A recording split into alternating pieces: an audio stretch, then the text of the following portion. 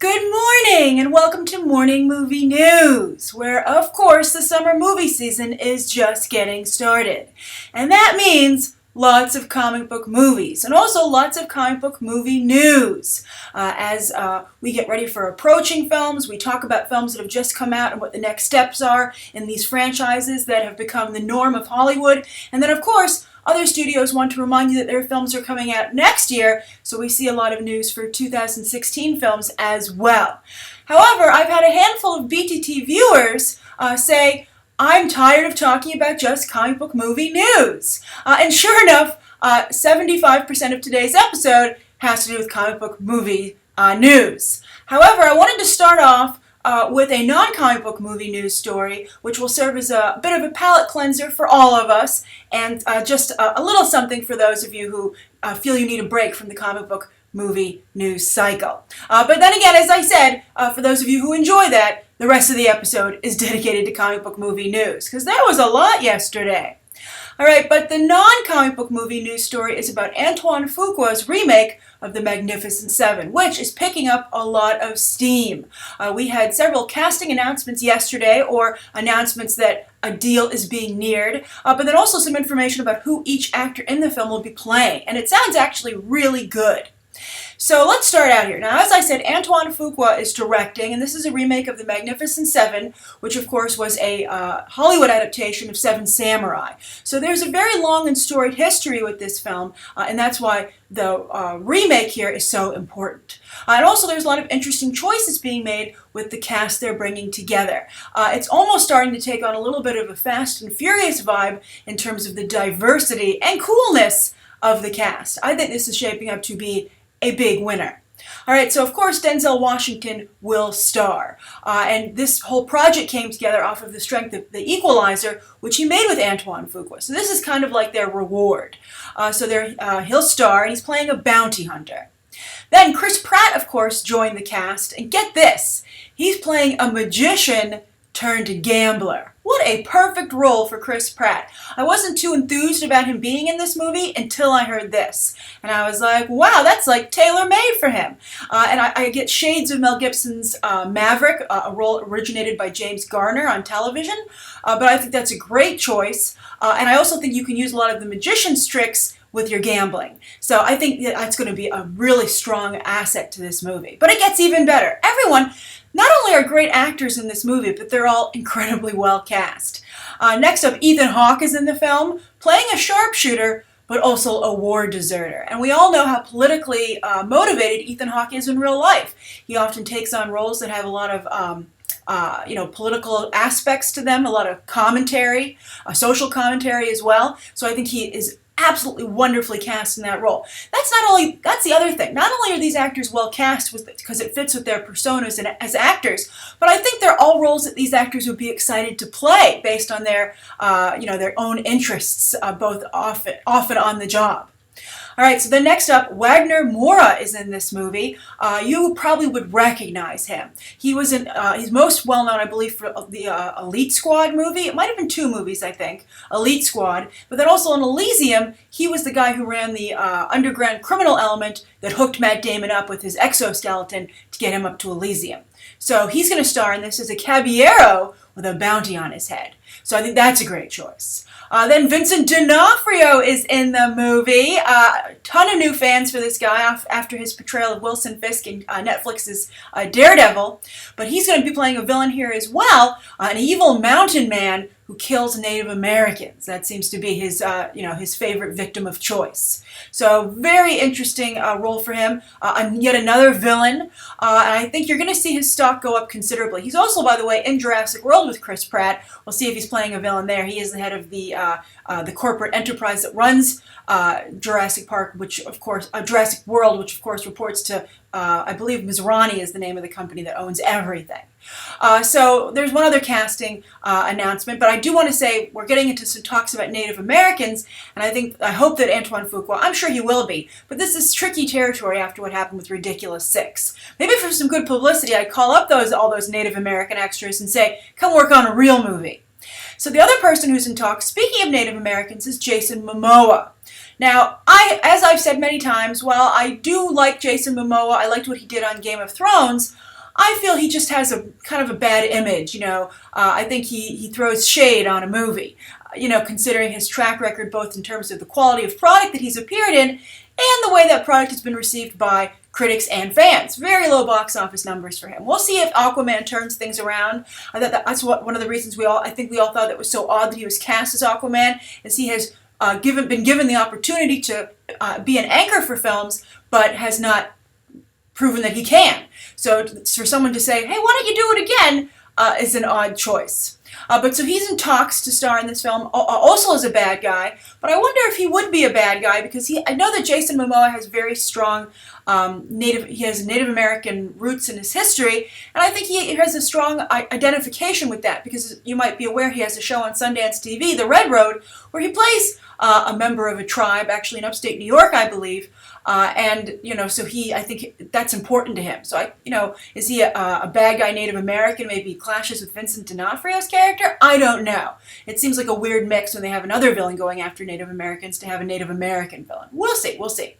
But then the really big headline yesterday that got renewed attention for this film is Byung Hun Lee was cast in the movie. And I'm so excited for Byung Hun Lee. I got the opportunity to interview him for Red 2, and he was the consummate professional. He needed an interpreter, though. His English is not so great, so I'm sure he's been working on it. But we'll see how much of a talkative role this is. It could be largely a silent role. But he's here, obviously, to deliver a lot of great action sequences. And also, this is a South Korean actor, extremely popular.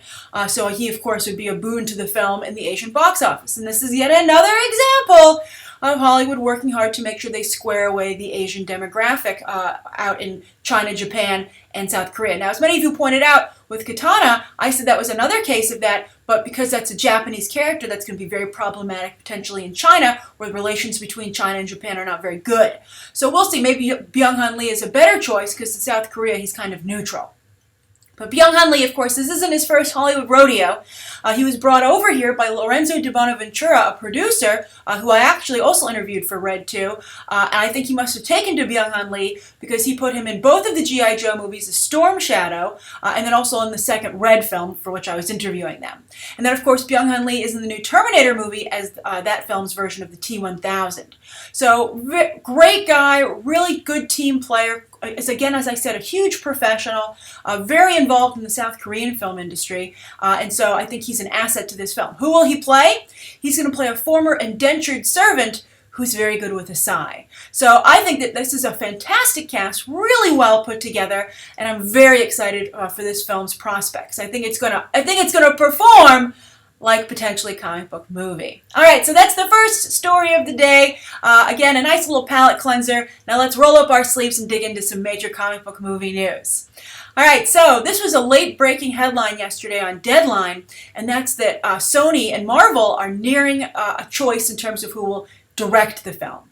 So we've heard the casting, the rumors, it's down to Tom Holland and Asa Butterfield. I'm rooting for Tom Holland all the way, but let's see who might be potentially directing that actor. Now, also what's interesting is that another rumor, is that this will be 3 to 4 movies out at Sony, and they're going to probably break it down by high school year. So maybe it'll be like Spider-Man freshman year, Spider-Man sophomore year, so on and so on.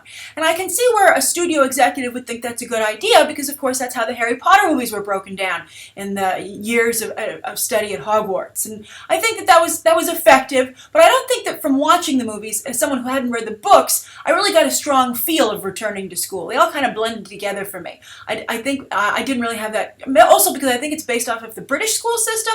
I think for American audiences it was a little harder for us to relate. Although this is like, what, a 7-year program? I'm not too familiar with the UK system. Is it the same way? But I think it's closer to that than it is the US system. But the one thing I have, well, I think that's cool. Well, I can totally see the Harry Potter tie-in, and I like the idea of saying freshman year, sophomore year, etc. I think that it might be a little hard to convince adults to see such a film series. I think it seems a little Disney Junior. But of course, this is over at Sony, but it has, Marvel influences, which of course are Disney influences.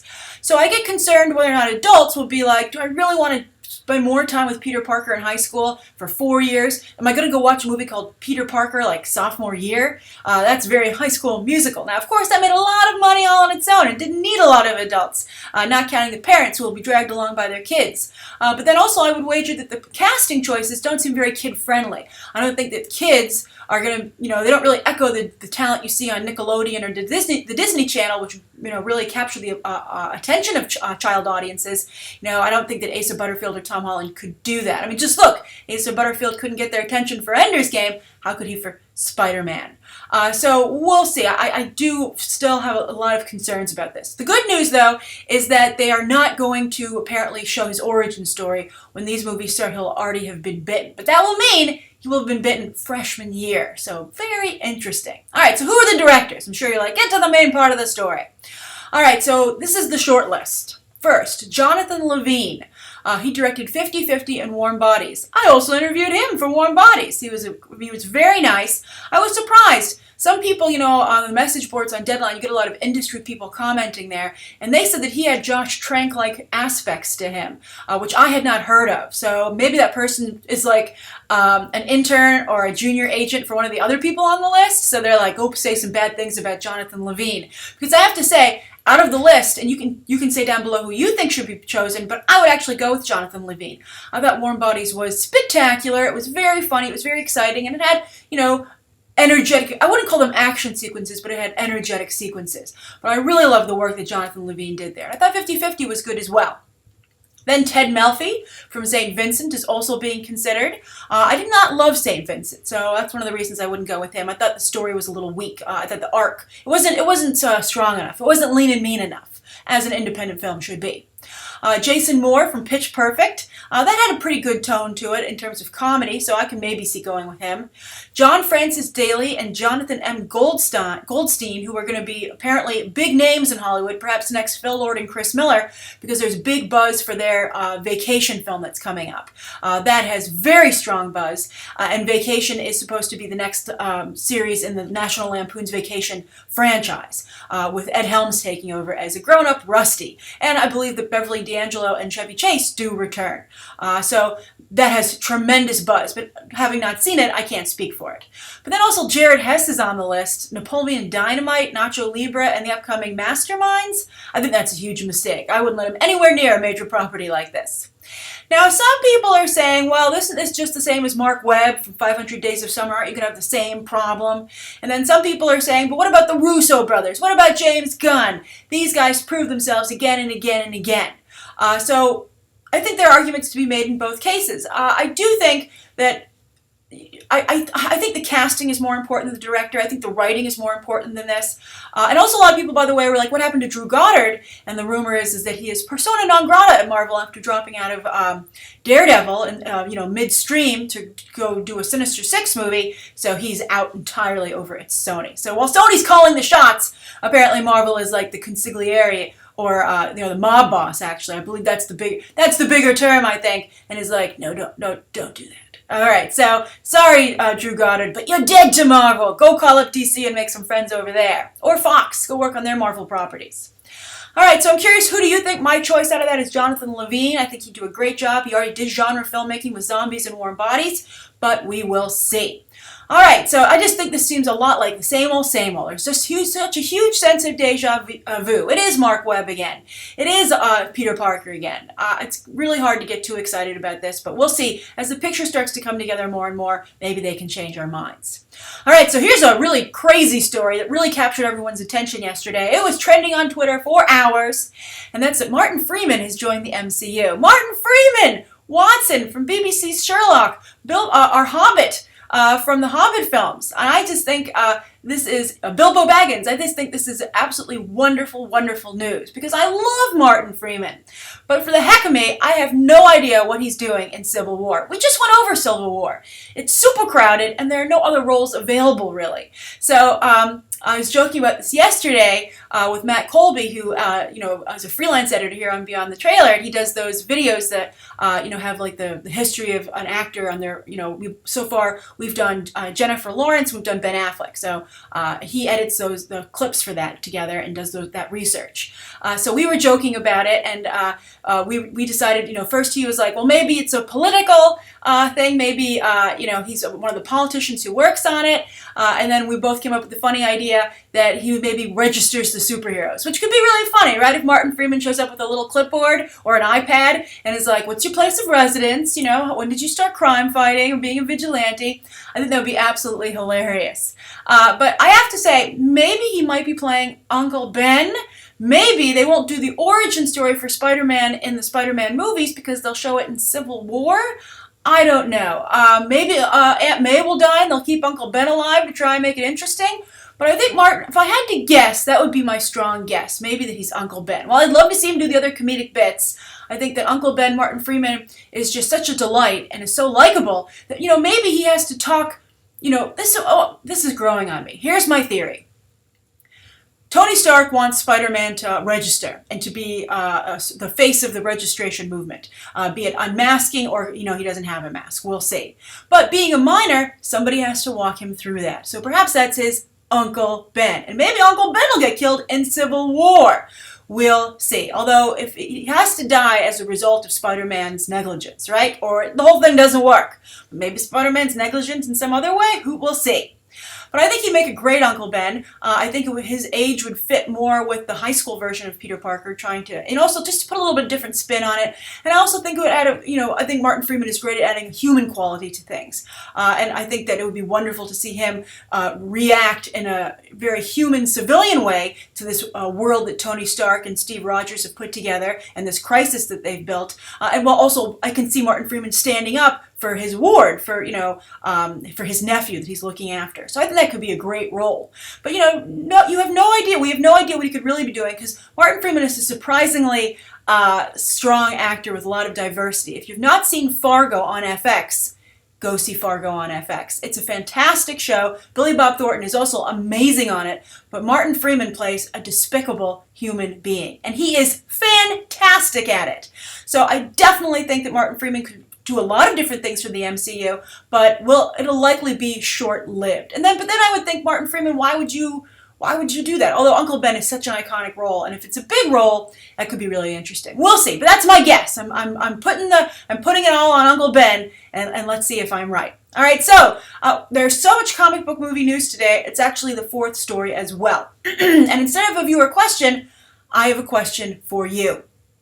And the question is, what do you think of this recent revelation of a discussion between Ike Perlmutter, who runs Marvel, and Michael Linton, who used to run the Sony Pictures side of things? And this is about female superhero movies. So this was unearthed out of all those leaked emails from a couple of months ago during the whole interview snafu. And so it's finally been unearthed, and it ran on, I believe, Think Comics or something, and got picked up considerably across the internets. So what was it? Well, apparently they've been discussing female superhero movies, and Ike Perlmutter had said, I don't want to do them because they don't do well at the box office. And so he sent an email with his evidence to that. And he gave Elektra, Catwoman, and Supergirl as his examples. And then he went on to explain that these were really important characters that were really crucial to the mythology of each character of the universe they came from, Daredevil, Batman, and Superman, and yet they were horrible. They did not transition well to the big screen, and they were not well received by audiences, and they bombed. And I thought that was absolutely ridiculous reasoning, as many people chimed in, so I'm curious to what you guys think. I mean, granted, those movies didn't do well, but I think that I wish that they had found Michael Linton's response email, which I hope had went, but those were horrible movies, Ike. Let's talk about the creative quality of those films and who was in them. Halle Berry, Jennifer Garner, and Helen Slater, I believe.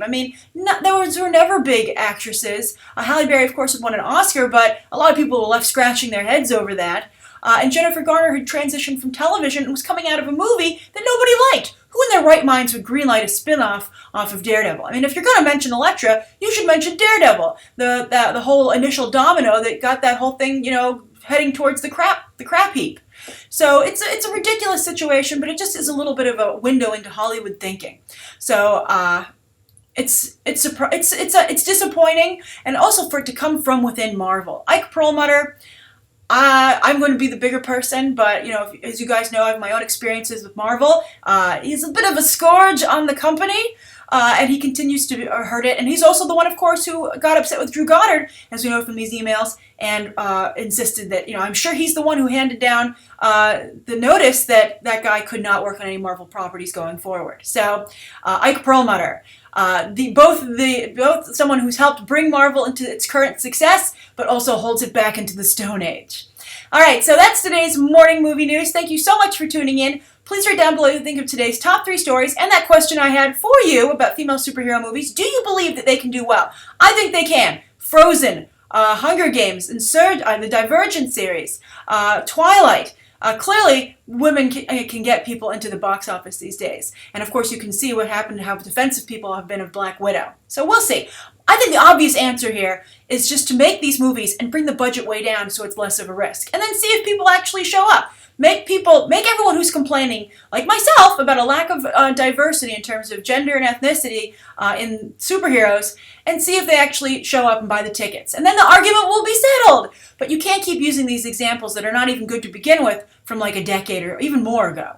All right, so again, that's today's morning movie news. Write your thoughts down below. Thank you so much for tuning in. And you can and also let me know what you'd like to see covered tomorrow and any questions that you might have. I almost did the wrong sign-off. All right, bye.